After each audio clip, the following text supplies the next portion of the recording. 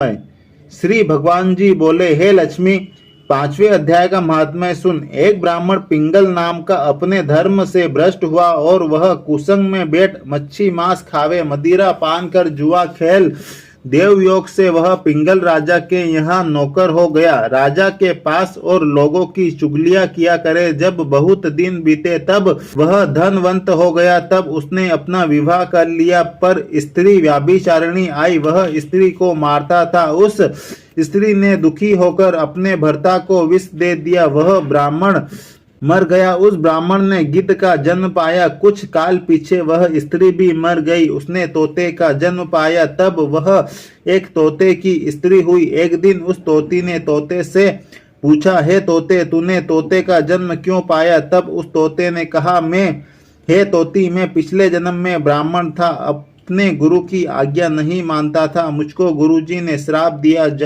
कहा जा तू तोते का जन्म पावे। इस कारण तोते का जन्म पाया। अब तू कह, किस कारण से तोती हुई? उसने कहा, मैं पिछले जन्म में ब्राह्मणी थी।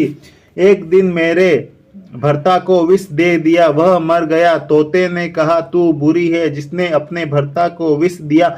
एक दिन वो तोती वन में बैठी थी, वह गिद्ध आया। तोती को उस गिद्ध ने पहचाना, वह गिद्ध तोती को मारने चला। आगे तोती, पीछे गिद्ध।